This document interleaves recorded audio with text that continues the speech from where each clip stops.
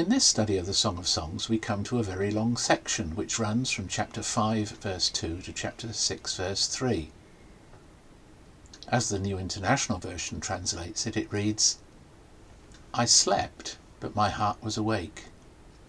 Listen, my beloved is knocking. Open to me, my sister, my darling, my dove, my flawless one. My head is drenched with dew, my hair with the dampness of the night. I've taken off my robe, must I put it on again? I've washed my feet, must I soil them again?" My beloved thrust his hand through the latch opening. My heart began to pound for him. I arose to open for my beloved, and my hands dripped with myrrh, my fingers with flowing myrrh on the handles of the bolt. I opened for my beloved, but my beloved had left. He was gone. My heart sank at his departure. I looked for him but did not find him. I called him, but he did not answer. The watchmen found me as they made their rounds in the city. They beat me, they bruised me, they took away my cloak, those watchmen of the walls. Daughters of Jerusalem, I charge you, if you find my beloved, what will you tell him? Tell him I'm faint with love.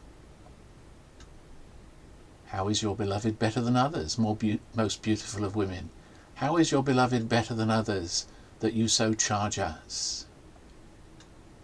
My beloved is radiant and ruddy, outstanding among 10,000. His head is pure as gold, his hair is wavy and black as a raven. His eyes are like doves by the water streams, washed in milk, mounted like jewels. His cheeks are like beds of spice, yielding perfume. His lips are like lilies, dripping with myrrh. His arms are rods of gold set with topaz. His body is like polished ivory, decorated with lapis lazuli.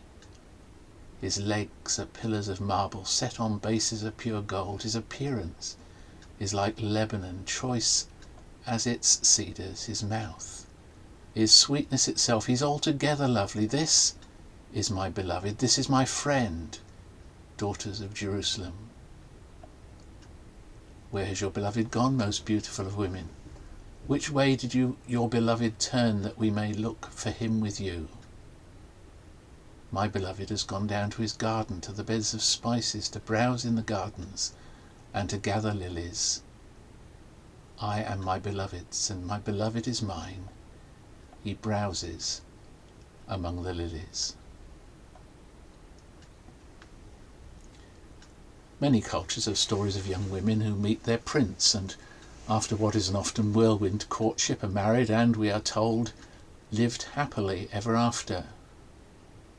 One may think of Cinderella or Sleeping Beauty, who, thanks especially to Walt Disney, are two examples that are virtually universally known. It may come as something of a surprise then that we've only reached the halfway point of the story in the Song of Songs. Courtship, the wedding and the first night have been described, but not as the end of a journey, but as the first steps on a new pathway. This journey both leads to an experience of life that is ever growing and deepening, but it is also not always free from difficulties, through which the enriched experience of mutual love is subsequently encountered. Not then happily ever after, but equally not the end of a story that flattens out unchanged and unchanging into a tedious and humdrum future. So I suggest the song before us here is best understood as intended to refer to the early days of married life. Perhaps in this section the details are more elusive than almost anywhere else in the book. The poetry is certainly sometimes difficult to pin down. However, the overall meaning appears to be fairly clear. In the typical chaste way in which the Song of Songs has so far described the sexual experience of the young couple, it does the same here. Behind the richly woven and elusive poetry, the first 8 verses appear to reveal that it is, again, bedtime, and the bride is tired and on the edge of sleep. Her husband has also returned from a busy day at work, but as he gets into bed he is aroused by the presence of his wife. She, for her part, is slow to respond to his advances, and when she herself reaches the point of arousal, The moment has passed for him. Perhaps he's fallen asleep. Or does the language point to the fact that he had left her before she had been ready to experience her own orgasm? The wife therefore finds herself with both an unrequited sexual longing and a deep sense of guilt that perhaps she's failed him. In this realistic way, the song reminds us that a married couple are two personalities whose sense of need will not always coalesce, not least in bed. It reminds us that sex is not always all that it is sometimes depicted to be. There will be failures aplenty. However, the wife's sense of failure has only awakened her afresh to how much she really loves her husband. If it were possible for others to assure her of her love, she would welcome their help. This appeal to her friends introduces them into the song in verse 9. What they ask are the reasons for her devotion. Why does she think him so special? Her reply is found in verses 10 to 16. The beautiful and uninhibited description she gives of her husband makes a number of important points. First of all, as far as she is concerned, no one else begins to reach her estimate of him. No one else can turn her head because he's unique.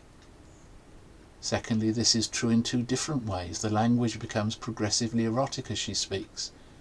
She begins therefore by sharing how captivatingly handsome he appears to her, but if failures occur, she still finds he awakens her sexually. The reference to lips probably refers to more than a peck on the cheek, and verse 14 probably refers to the splendour associated with his opening of what she describes as a door, at which his strength and upright bearing bears comparison with the finest cedar in Lebanon. In this embrace, then, the young woman says she finds incomparable sweetness. But if her husband is in her eyes incomparably handsome, and as far as she is concerned, she can imagine no better partner in bed, her final and profoundest answer to her friends is found at the end of verse 16. Her husband is both her lover, but also her friend. My wife and I have a friend who, when she first met her husband to be about 40 years ago, amused us by the fact she described him in terms drawn from the gods of Greek mythology. As friends, perhaps like the daughters of Jerusalem, we couldn't see that this was remotely true, nice chap though he undoubtedly was. Decades later, he is rather the worse for the years that have intervened, but to her, he is still incomparable, and we still have a little chuckle. But this illustrates the point of this song. It is because her husband is her best friend, because they love one another, as we might say to bits, that she can imagine no finer man, and even if sexual encounters are sometimes disastrous, she cannot imagine any greater experiences possible than when she is enfolded in his arms, enjoying his kisses, and offering herself to him as he to her in a supremely intimate way. The last three verses of this song, the first three verses of chapter 6, begin with the wife's friends suggesting they might like to share something of what she enjoys. They are, however, excluded.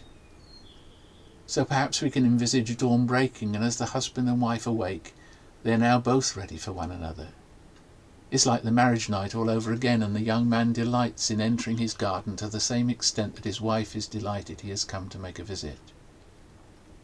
Yet the wife has one further word to say, perhaps as she lies sated in her husband's arms.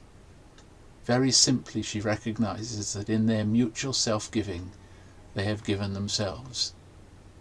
Again, it is this that for her makes sex so precious and sweet. It is also possible that we have evidence of her maturing relationship with her husband. Earlier in chapter 2, verse 16, she spoke possessively of her boyfriend. He's mine, she says, and well, yes, I'm also his. Here the two statements are reversed. He comes first. I am my beloved's. While this suggests she belongs to him, and this might imply an unhealthy, demanding relationship, this is not true here. It is precisely because of the love they share as friends and the mutuality of their relationship that she's happy to speak of him as her Lord. But then surely, given the chance, he would be able to echo back her words. Only when a relationship is one of mutual love and sharing can we willingly place the other first, in the knowledge that they will themselves put us first. At this point, a long song reaches its end. It beautifully weaves together the difficulties of two becoming one, while revealing that a deepening mutuality in the relationship between husband and wife creates an exclusive bond where neither can imagine themselves without the other, and where, if sex may sometimes be a bit of a disaster, the embrace of one loving friend with the other is unsurpassingly sweet and awesome. And awesome may be the right word. We suggested that verse 14 and 15 are coded language for the enjoyment of the most intimate of the other's bodily organs. But the words used also echo terms used of Solomon in building his temple to the Lord. In enjoying one another, then, husband and wife are helping build something that is sacred and are experiencing a pale reflection of what it means to be the friends and lovers of God himself.